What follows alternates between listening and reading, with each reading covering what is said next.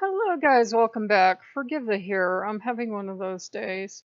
Long story short, I'm under Asmodeus's protection and the protection of the demons for a while. And I very timidly asked Asmodeus, I said, Would you would you watch over me in your seraphim form? And he just kind of looked at me and he looked vastly amused. And he's very tender and he's very kind, so he's like, of course.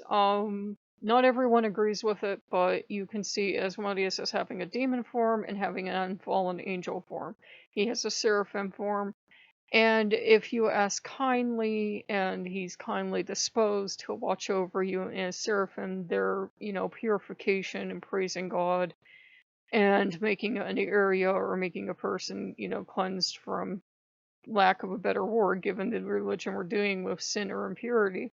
So I asked him if he would take over the healing because, long story short, the Norse gods, even when I wanted to play ball, decided that it wasn't good enough.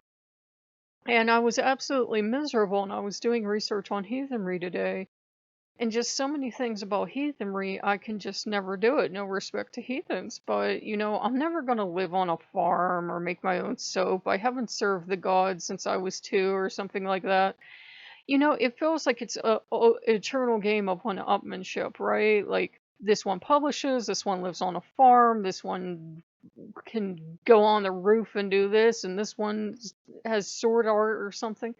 You're never good enough. The average mortal is never going to match what these people do, right?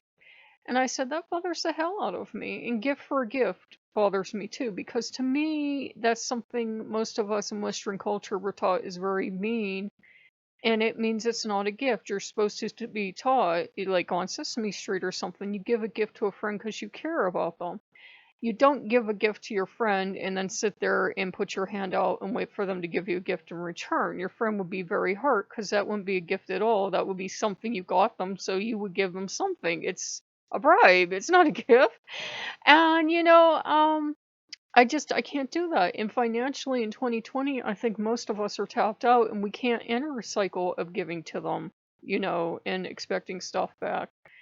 So it's just, in a lot of the stuff, I was picking the logic apart. I hate to be able to do that, but I was like picking the logic apart of stuff, and it just didn't sit well with me.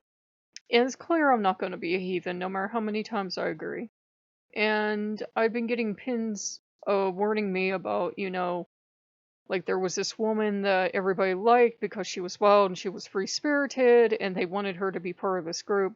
I'm putting more detail in, but basically, they broke her to make her part of the group so she would fit in, but all the wonderful things they loved about her, like her smile, her sparkle, and free spirit, were broken out of her because to fit into a group, she had to be broken of her wildness and her free spirit. And that's why she smiled and sparkled all the time, because she was out running free. And it was a warning, and it was Asmodeus protecting me. He's very kind and sweet. He said he understands that I was only trying to make the gods happy. He understands. And I was working with the demons today, and Varpar took pity on me. Most of the demons seem like, the ones I've worked with at least, seem to be coming around taking pity on me and saying, it's not fair. They just keep boxing you into a corner and giving you no options. So Asmodeus is keeping watch tonight in seraphim form. And, I even, very timidly went up to King Payman. You don't have to be afraid of them, but I thought I keep leaving so often to try to make the Norse gods happy.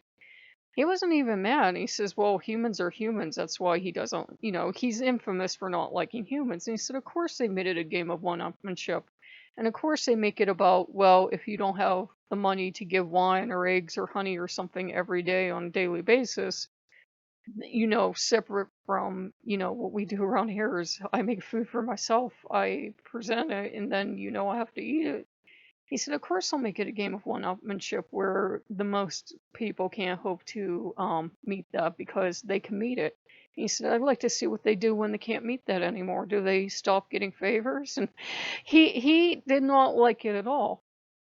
And he said, of course they're very fond of themselves, and they're very fond if they can afford to live on a farm and run a farm, and they're very fond if they can write a lot of books, and they're very fond of if they've served the gods since always, and they were never a Christian. Like, Christian's a dirty word. And he says, of course they're like that. He says, you're not like that. And he doesn't have tolerance for when people do stuff like that. And he says, remember, anyone can claim anyone gave them anything. You think about that. And that was kind of Mammon's take on it. And Vepar's just had pity for me because it used to be when I was in the old man's favor, and I know I'm not anymore. If I needed a healing or I needed something, he could come through within hours. I mean, within like 3 hours sometimes. I would feel like I was at death's door. I would pray to Odin. I would get better a lot faster. Now, whether or not I just naturally, recuperate like a werewolf or what, but this time I've just been feeling low energy and it feels like somebody's draining me. And it felt like Odin wasn't helping and Odin wasn't sending me any healing anymore. And I know I've lost his favor, and I know I've lost favor with the Norse gods. They're less and less cordial each time they see me because me and my damn freedom streak. And